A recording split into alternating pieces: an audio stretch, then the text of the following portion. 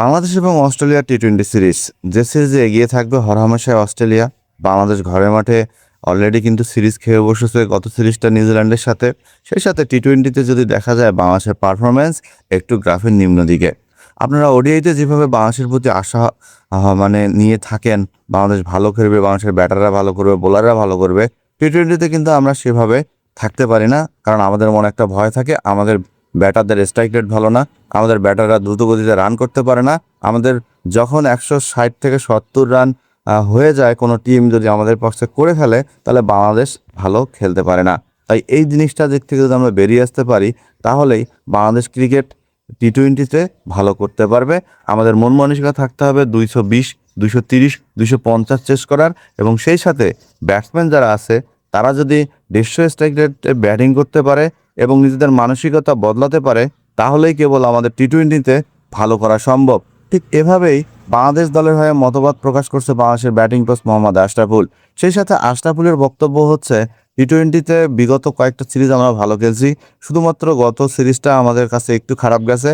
তাই আমি আশা করব অস্ট্রেলিয়ার সাথে ছেলেরা ঘুরে দাঁড়াবে, এবং সেই সাথে হৃদয়, লিটন যারা আছে, ইমন আছে, তামিম আছে, সাইফ আছে, টপ অর্ডারে এই ব্যাটারগুলো বড় বড় রান করবে এবং বাংলাদেশের যে স্কোরবোর্ডটা আছে সেটাকে হেলদি করবে।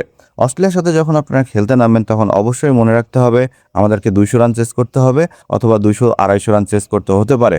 কিন্তু বাংলাদেশের একটা পুরাতন রোগ আছে, যদি কোনো দল 180 থেকে 85 রান করতে পারে, তাহলে প্রথম হাফেই ওই দল নিশ্চিত হয়ে যায় যে আমরা বাংলাদেশের সাথে ম্যাচটা জিতবো। সেক্ষেত্রে ব্যাটারদের দায়িত্ব নিতে হবে। আমাদের বোলিং ইউনিট অনেক শক্তিশালী। আপনারা যদি মুস্তাফিজের দিকে তাকান, নাহিদ রানার দিকে তাকান, তাসকিনের দিকে তাকান, এরা কিন্তু ওয়ার্ল্ড ওয়াইড এখন পরিচিত যে বাংলাদেশের স্টার ক্রিকেটার হিসেবে, যারা ফ্রাঞ্চাইজি লিগগুলোতে এখন জনপ্রিয়তা লাভ করছে। কিন্তু বাংলাদেশের ব্যাটসম্যানদের পক্ষে ব্যাপারটা একটু অন্যরকম, কারণ বাংলাদেশের ব্যাটারদের স্ট্রাইক রেট সবসময় 120, 130 অথবা 110-15 দিকে আপ ডাউন করে। সো এখান থেকে বাংলাদেশের ব্যাটারদের বের হয়ে আসতে হবে। যদি বাংলাদেশের ব্যাটাররা এই জায়গাটা থেকে বের হতে পারে, তাহলে টি-20 ক্রিকেটে বাংলাদেশ মাথা তুলে দাঁড়াবে ওডিআই ক্রিকেটের মতো। আশরাফুলের এই পরামর্শটা আসলে কিন্তু বাংলাদেশের ব্যাটারদের জন্য খুবই গুরুত্বপূর্ণ। বাংলাদেশের ব্যাটাররা যদি এই জিনিসটাকে কাজে লাগাতে পারে, তাহলে আমার মনে হয় বাংলাদেশের ব্যাটাররা আসলেই টি-20 ক্রিকেটে মাথা তুলে দাঁড়াবে এবং টি-20 ক্রিকেটে দ্রুত গতিতে রান তুলতে পারবে এবং স্ট্রাইক রেটটাও বাড়বে। যদি স্ট্রাইক রেট না বাড়ে, সেক্ষেত্রে টি-20 ক্রিকেটে কিন্তু ভালো করা সম্ভব না। টি-20 ক্রিকেটে ভালো করার একমাত্র ওয়ে হচ্ছে স্ট্রাইক রেট, এবং সেই সাথে দ্রুত গতিতে রান তোলা এবং ডট বল থেকে বেরিয়ে আসা।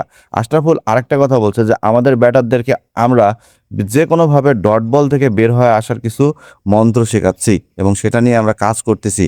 আশা করব তারা খুব শীঘ্রই ডট বল না খেলার প্রবণতা থেকে বের হয়ে আসবে, যেটা আমরা ওডিআইতে দেখছি। বাংলাদেশের অনেক ব্যাটাররাই ডট বল থেকে বের হয়ে আসছে, তারা খুব কম ডট বল খেলে। আশা করব টি-20তেও বাংলাদেশ সেম অবস্থায় যাবে, এবং বাংলাদেশ টি-20তে অবশ্যই নিজেদের মাথা তুলে দাঁড়াবে এবং 1 থেকে 5 বা 6 নম্বরের মধ্যে র্যাঙ্কিংয়ে চলে আসবে। অস্ট্রেলিয়ার সাথে সিরিজটা আমাদের জন্য গুরুত্বপূর্ণ। আমরা যদি অস্ট্রেলিয়ার সাথে টি-20 সিরিজটাও জিততে পারি, তাহলে আমাদের ক্রিকেট আরও বেশি উন্নতি করবে।